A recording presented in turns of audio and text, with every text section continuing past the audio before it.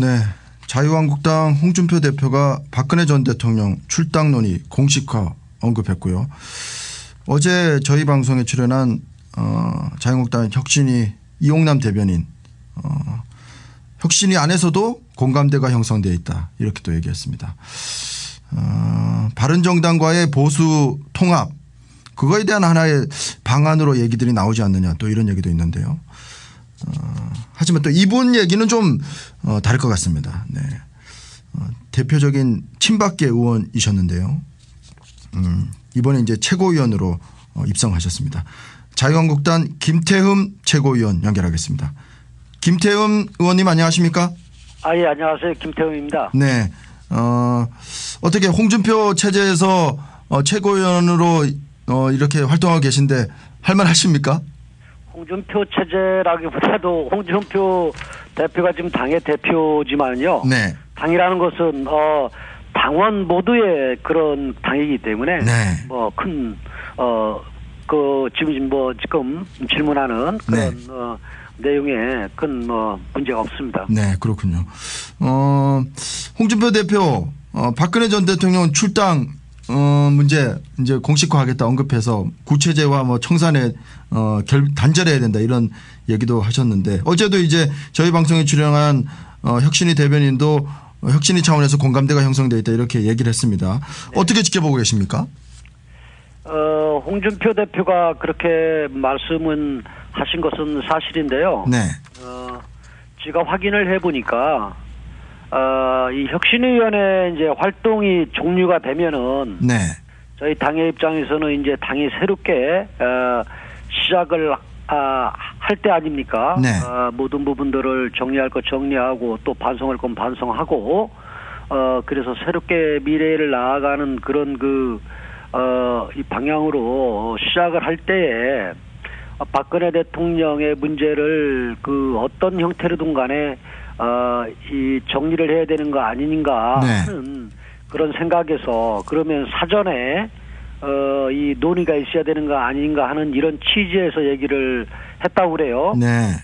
그래서 저는 그런 부분들은 저는 올바르지 않다라고 저는 말씀을 드렸어요. 네. 왜냐하면은 이 당을 대표하는 대표라면은 당원 당규를 적용함에 있어서 예외가 없이 공정하게 적용을 해야 된다. 네. 지금 우리 당에서는 이미 당원 당규에 따라서 박 전 대통령이 기소될 때 당원권 정지를 시켰거든요. 네. 그래서 이 당규에 따라서 이제 최종심형이 확정될 경우에는 탈당 권유라든가 아니면은 출당이라든가 이런 징계를 할 수 있게 돼 있어요. 네. 그래서 지금은 그런 시점이 아니고 네. 형 확정 이후에 네. 돼야 된다라는 얘기를 했고요. 네. 그리고 또 하나는 지금 우리 당이 좋든 싫든 받아들이든 안 받아들이든 부정적인 거든 긍정적인 거든 우리가 과거에 있었던 부분은 안고 가고 또 책임을 지고 가야 되는 그런 문제지. 네. 그런 의미에서 저는 이런 시기가 아니다라는 부분을 얘기했고 본인도 그런 부분에 대해서는 동의한 걸로 알고 있습니다. 네. 유석준. 다만 지금 이제 언론들이나 또 당내에서도 네. 뭔가 이 박근혜 대통령의 이 거취 문제 이 문제를 매듭을 짚고 가야 된다. 네. 또 당이 인적 청산을 조금 해야 되는 거 아니냐. 네. 이런 측면에서 설왕설래하는 이런 부분들이 있는 것이지. 네. 그런 여러 가지 의견이 있더라고 하더라도 네. 당이 나아가야 할 때에는 뭔가 당원 당규라든가 이 규정에 따라서 네. 저는 가야 된다고 봅니다. 네. 어떻습니까? 이재용 삼성 부회장의 1심 선고가 이제 25일에 있는데요. 네. 혁신위는 이재용 삼성 부회장의 선고 직후에 출당 문제를 논의하는 방안도 검토하고 있다. 이런 또 보도도 있어서 말이죠. 방금 말씀하신 박 전 대통령의 최종심까지 가려면 아직 한참 남았고 적어도 1심 선고는 10월경에 있을 텐데 그러면은 적어도 10월 정도까지는 좀 기다려야 된다. 그런 뜻입니까? 어떻습니까? 박근혜 대통령의 당적을 정리를 하고 않고 이 문제가 우리 당이 그 국민들한테 신뢰를 받고 나아가고 안 나가고 저는 그런 문제가 아니라고 봐요. 네. 우리 당은 지금 그 미래 이 지금까지 정당이라는 것은 근본은 이 가치와 이념이거든요. 네. 그리고 그 가치와 이념을 실현하는 그 목표와 방향인데 우리 당이 그런 측면에서의 그 여러 가지 부족했던 부분들이 많았기 때문에 네.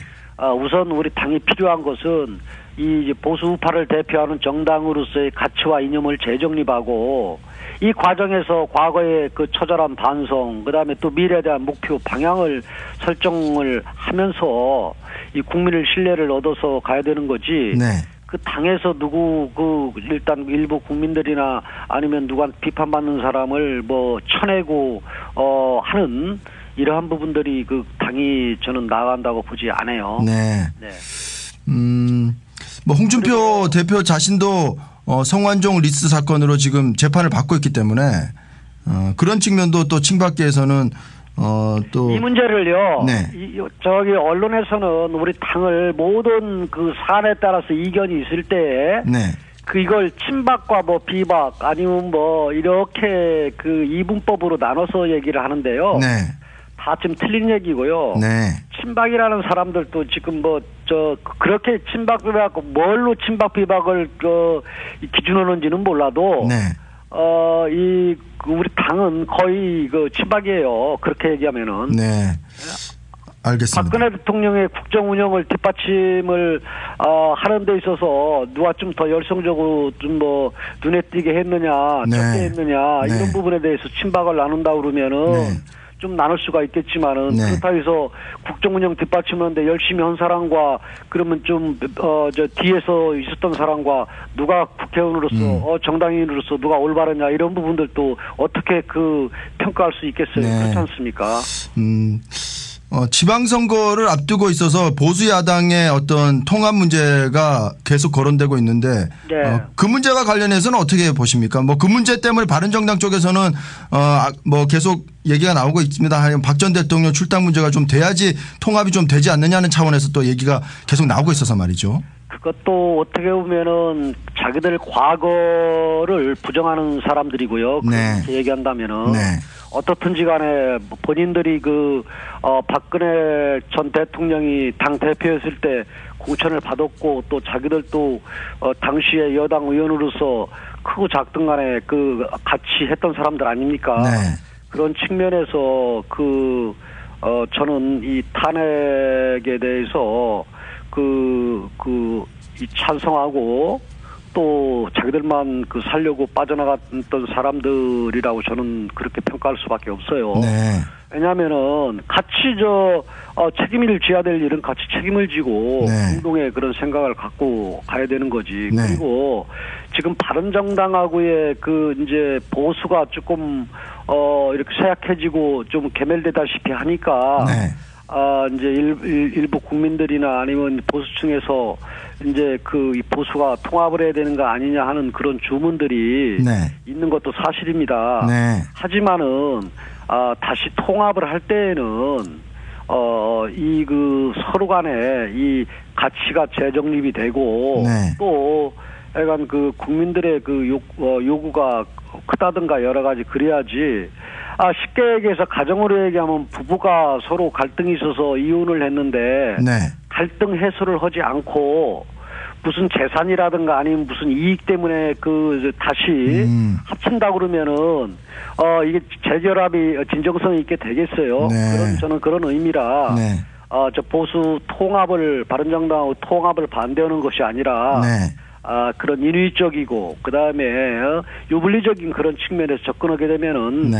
저는 바람직스럽지 않다. 알겠습니다. 또 이건 국민들한테 도리도 아니다. 저는 그렇게 네. 생각을 합니다. 네. 당내 문제는 좀 여기까지 여쭤보는 걸로 하고요. 네. 대법원장 후보에 문재인 대통령이 진보 성향의 김명수 춘천지방법원장을 임명했는데 네. 뭐 법원장으로 이제 직행하는 것은 사법 역사는 처음이라고 하고요. 뭐 그런 얘기도 있는데 우리 김태흠 의원께서는 어떻게 보십니까? 글쎄요, 저는 지금 대법원장 지명자에 대해서 자세히 알지를 못하기 때문에 제가 평가할 수는 없지만은 네. 저는 두 가지적인 그런 측면에서 좀 우려스러워요. 네. 첫째는 이 파괴도 좋은데 이 잘못하면은 영이 안 쓸 수도 있다. 네. 모든 부분들이 개혁의 그런 방향이 잡히더라도 제대로 된 영이 있어야 되는데 네. 그런 좀 측면에서 좀 우려스럽고요. 네. 또 하나는 우리 법 연구의 이 진보적인 인사를 이 코드 인사를 한 거 아닙니까? 네. 그 코드 인사를 한 이런 부분들이 앞으로 이 대법원이라는 부분은 어떻게 보면은 가장 이 법질서를 수호하는 데 있어서의 최고 이 권위 있는 기관이고 또 하나는 이 대법원이라는 데는 법이라는 이런 부분들은 진보적인 그런 부분보다는 어떻게 보면 중립적이고 네. 좀 이 보수적인 이런 부분들이 필요한 건데 네. 이런 부분들에 대해서 잘 해낼지 그런 부분들이 좀 우려스럽습니다. 네. 김 후보자는 지금 양승태 대법원장보다 13년 후배라고 하니까 그런 부분에 있어서 좀 영이 안 쓸 수도 있다. 그런 이제 지적이시군요. 네, 왜냐면은 조직원들의 그런 이 받아들이는 그다음에 또 여러 가지 그런 진정성의 동의가 필요하지 않습니까? 네. 예. 알겠습니다. 전술핵 재배치 문제 네. 여전히 계속 야당 쪽에서 나오고 있고 자유한국당은 이제 당론으로 지금 결정이 됐습니까? 예, 당론으로 정했습니다. 네. 국민투표에 붙여야 된다 이런 이제 주장도 김태흠 의원께서 하셨는데. 네, 그렇습니다. 어떤 의미가 좀 있다고 봐야 될까요? 지금 사실 북한이 핵 개발을 완료해가지고 네. 노동미사일을 통해서 한반도 전역에 마음만 먹으면 지금 쏠 수 있는 저는 상황이라고 저희 당은 판단하고 있거든요. 네. 그래서 북한은 핵을 보유했기 때문에 네. 우리는 핵을 갖지 못한 그런 입장에서 북한의 핵에 대해서 우리도 이 핵으로 맞설 수밖에 없다. 네. 그래야 북한이 네. 어떻게 보면 이 핵을 갖고 네. 우리를 압박을 하는 그런 부분에 있어서 이 힘의 균형도 가능하고 네. 또 이 공포의 이런 균형도 제대로 잡을 수 있다. 어제 강경화 외교부 장관이 외교통일위원회 전체회의에 출석해서 비핵화를 견제한다는 것은 우리의 확고한 입장이다. 우리의 신뢰도 문제도 달려 있다. 이렇게 얘기를 해서 전술핵 재배치 관련해서는 전혀 고려하고 있지 않다는 그런 또 입장을 내비쳤는데요. 그런데 강경화 장관이나 현 정부가 보면 네. 참 이해보다는 그다음에 논리에 맞지도 않는 그런 유화 정책을 쓰는데요. 네. 그건 말이 안 되죠. 네. 왜냐하면은 1991년도에 주한미군에 배치됐던 이 전술핵이 철수를 했지 않습니까? 네. 그 당시에 이제 철수한 그 동기는 한반도 이 비핵화 공동 선언 때문에 그런 거 아닙니까? 네. 그런데 이 한반도 이 비핵화 이 공동 선언은 북한이 이 핵 확산 금지 조약 이 NPT를 탈퇴했어요. 네. 그리고 핵을 개발한 상황이에요. 네. 그 의미가 없는 거죠. 그 네. 의미 없는 얘기를 자꾸 얘기하는 이런 부분들에 대해서 저는 도저히 이 정부의 그 안보관에 대해서 네. 저는 이해를 할 수가 없습니다. 알겠습니다. 네. 시간이 다 돼서 한 가지만 마지막으로 여쭤보겠습니다. 황교안 전 국무총리의 어떤 서울시장 차출론 얘기가 계속해서 나오고 있는데 네. 우리 김태흠 의원께서는 어떻게 보십니까?